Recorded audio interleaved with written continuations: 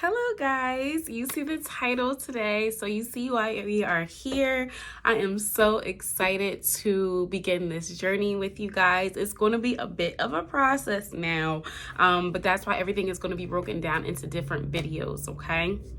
So today is the day we begin learning tarot series here on my channel at Boho Babe Readings, okay? I was really hesitant about starting this series. So I was doing a meditation and I was talking to Toth, and he delivered the message of doing a Learn Tarot series, right? And I wasn't sure if this was something I was just supposed to act on or if it was just an idea that was being put into the collective consciousness. Just because the learning tarot is such an in-depth thing, and there are courses out there where people charge up to $1,000. You know, I've invested money into learning tarot. I've read books, I've studied, so I was like, is it okay for me to give this information away for free? And the feedback that I got from it was yes, because tarot, although you can make money off of selling courses and things like that, it was put in my heart, in my mind, in my body, in my spirit to do this on YouTube because tarot saved my life. Like, there is no way for me to put an overcomplicated explanation or anything like that. Like, tarot literally saved my life. And I'm not going to get into the details of everything. Eventually I'll make a video on that, but for now, just keeping it short and simple. Like, if it wasn't for tarot, I don't know where I would be. So, but I was just fortunate enough to have the means to invest into courses and to buy decks and to buy books and things like that. But not everybody may have access to that. And the way things are going into this world, people need resources to heal themselves. People need resources to connect back to God, to connect back to spirit, to find themselves again. And that's exactly what tarot did for me. So I'm so honored and blessed to be able to provide this information and share it all with you. So yeah, make sure you comment, like, subscribe. Sorry, this new YouTube thing is still a little new to me, but make sure you subscribe definitely so you can keep up with the series and you can start your own journey, whether you want to be a reader for others or just use it for yourself, for introspection, for guidance, and for connecting to your higher self and your angels and God and source, okay? So we are going to get started. I'm so excited. So excited. All right. So before we get into the nitty gritty, we do have to do the basic brief overview of everything. Okay. So within tarot, there are 78 cards, right? And the 78 cards are broken into two separate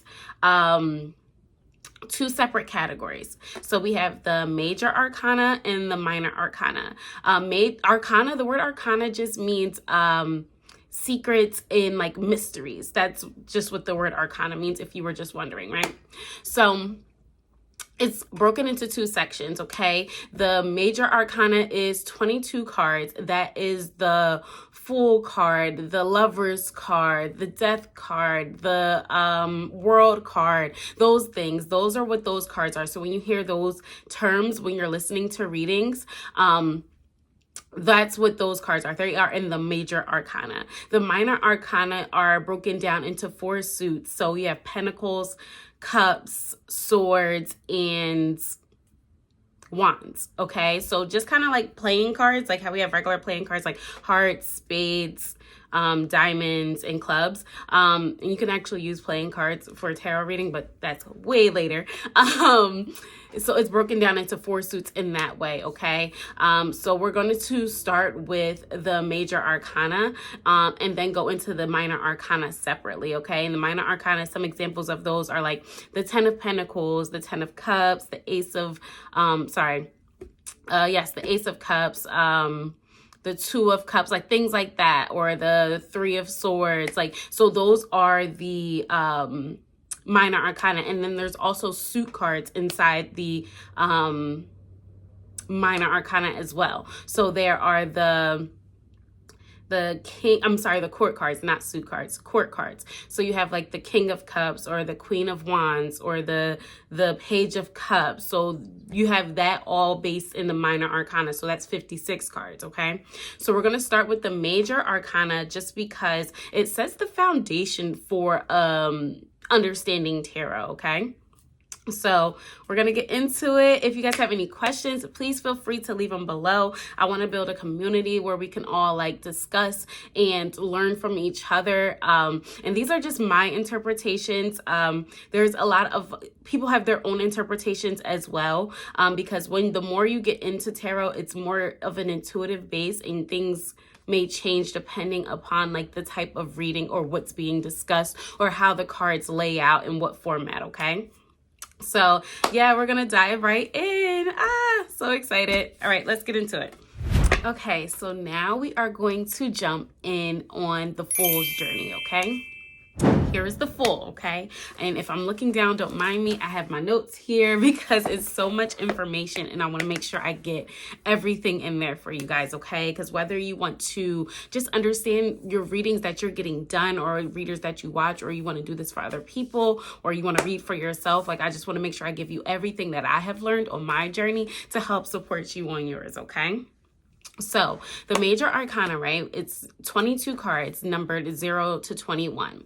The Fool is number 0, just a brand new slate representing freshness, newness, beginnings. It represents like blind, like faith.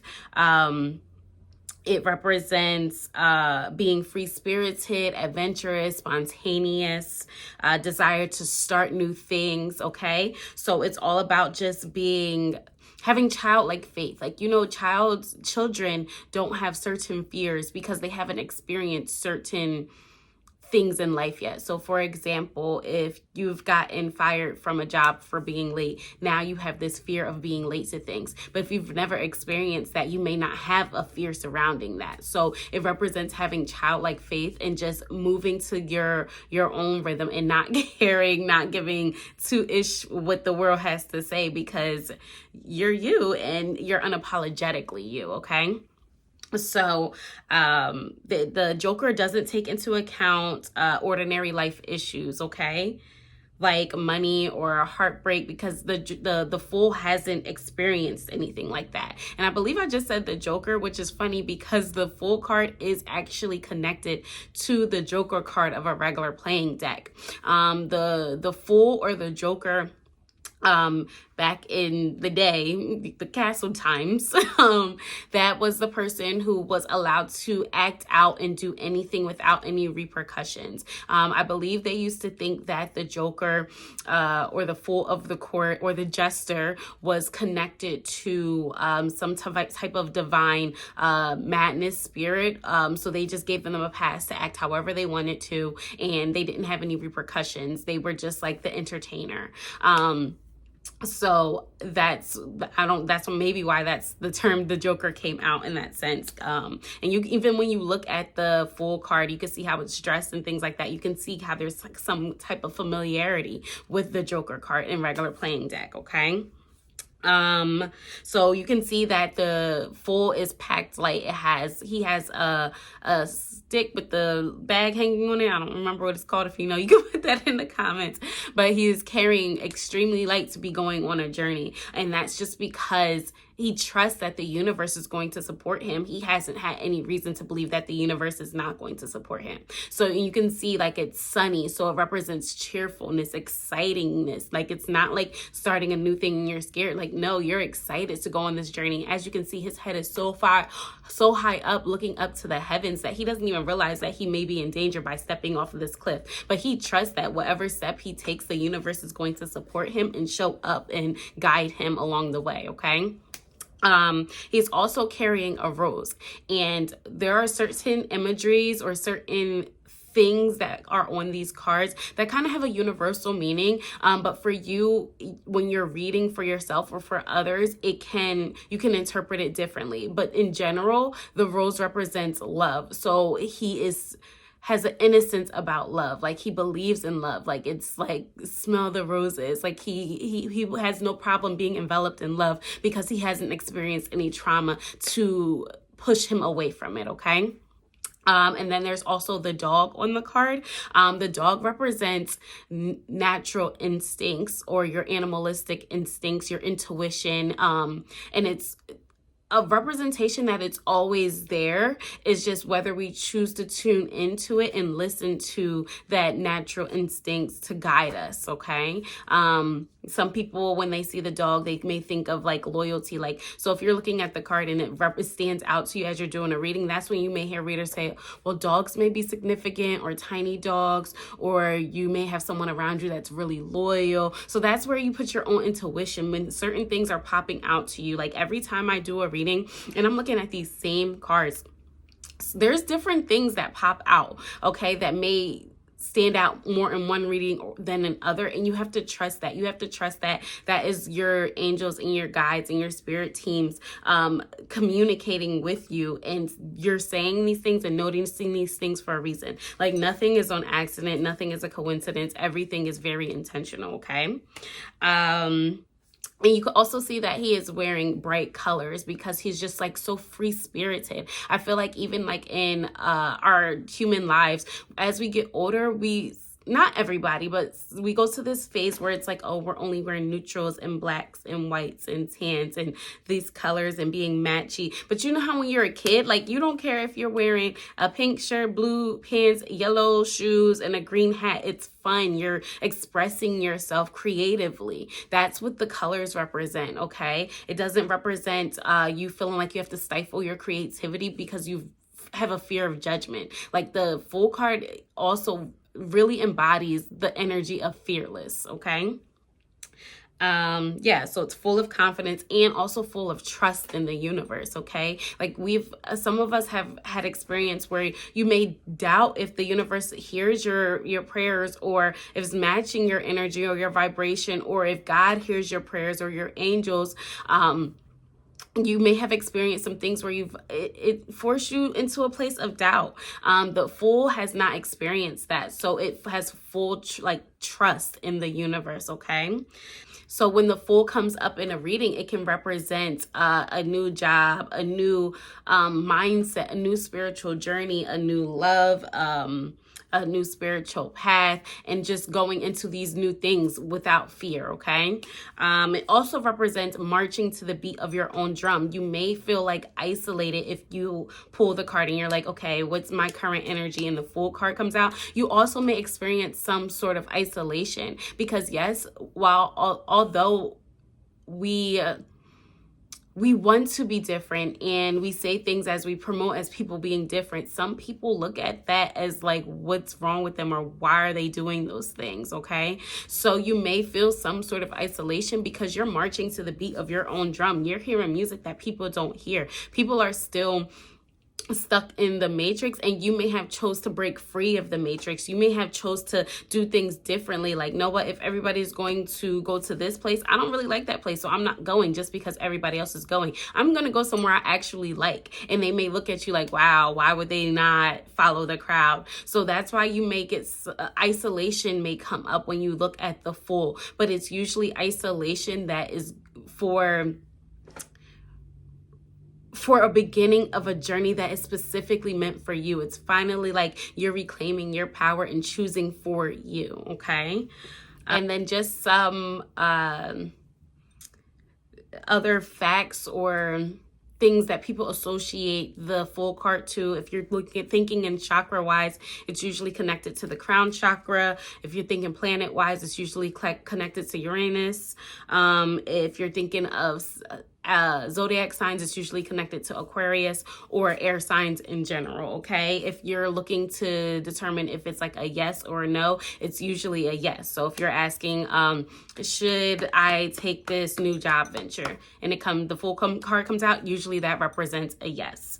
And also the Fool represents not overcomplicating things, okay? So even if it is like, okay, should I start this new, say you have a YouTube series idea. Say it's like, should I start this YouTube series idea? And the Fool card comes out, that's giving yes, but don't overcomplicate it. Don't make it so much where it's like you feel overwhelmed. Like, go forward with it and have faith that the universe is going to support you, and the journey of your YouTube series is going to develop as you begin, as you go on. Okay, so now we're going to go into the reversed meaning of the card. So when the card is reversed, it'll come up upside down like this. And so when it's reversed, okay, so some reversals can mean the opposite of the original meaning of the card, but all other reversals can mean that the original meaning is amplified, or it can mean something different. So each card will go over the reversal briefly, not too much. So the reverse card of the Fool is representing when it's not necessarily a time for a new beginning. If you're like, should I just go out on a whim and quit my job and this, that, and the third, and it comes out in reverse, it's like, no, it's don't be hasty right now. Okay, think it through. It can also represent a time where you need to go seek advice, whether it's from your spirit team, get a reading, or you just get advice from a friend you trust or something of that sort. It's not giving it's the time to move blindly. It's giving the time to evaluate what's actually going on in your life before you make a decision. I'm not saying it's time to not move, but it's giving there's things that you need to take into account before you decide to make that move. Excuse me. So, and it may also represent it's not a time to take action alone. You may need assistance. You may need an assistant before you start something, or you may need to consult your husband, your wife, your boyfriend, your girlfriend, your kids, whoever the case may be. It may not be time to make a decision solely just based on you or by yourself, okay? So yeah, so that is the Fool card. If you guys have any questions, comments, any tips for other people out there, feel free to leave them in the comment section below. Like I said, this is a safe space for us to all learn and grow together. I'm just sharing what I've learned on my journey with you all, and I can't wait to see you in the next video. We will be moving on to number 1 in the Major Arcana, which is the Magician. And yes,